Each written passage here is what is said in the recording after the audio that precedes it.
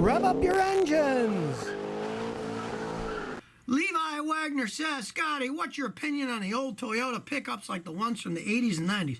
I'm looking at one that has 120,000 miles. I'm wondering if you know anything about the reliability. All those things were really reliable. The only thing you got to worry about is the mid and late 90s ones had a problem with the frames rotting.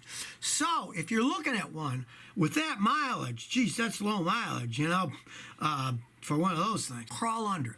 If you see the frames are rotten on the rails, going back from the front to the back, don't buy it because the frame's rotting away. If it's not, they can last a long time. And if anybody who watches all my videos, I got one for free from an auction company for making a video for them.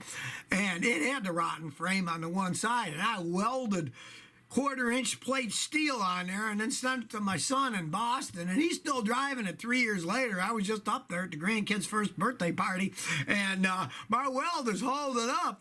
It's still strong as can be and hasn't broken off. So, you know, you can weld it up, but stay away from buying one with a rotten frame. You don't want to mess with it in the first place because there's plenty of them out there. And they didn't rot in the 80s, so if you went even older, they're not going to have that problem.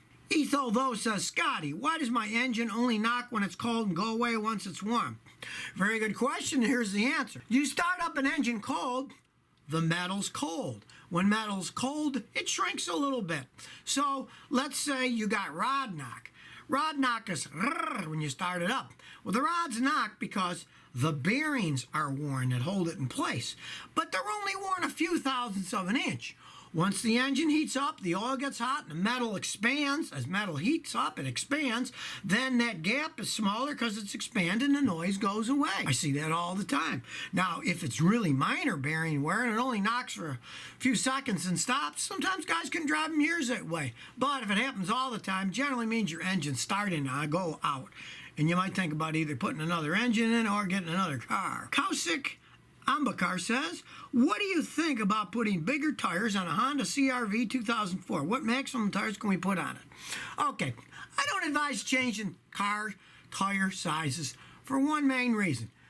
Engineers spent years and decades designing a particular vehicle for the right size tire, the right size wheel, so it rides right and it corners right. You start putting bigger wheels on it, yeah, it might look cooler, but it's going to ruin the suspension. It's going to ruin the way that it rides. It can even, if you have an automatic transmission, help wear out the automatic transmission further. Because if you got bigger tires that put a bigger strain, you can wear the transmission out. I do not personally advise doing it. But if you really want to do that, go to one of those Honda websites. See what other Honda guys have done and follow their advice. Just realize, Scotty says, not a smart thing to do. I wouldn't do it at all. So if you never want to miss another one of my new car repair videos, remember to ring that bell.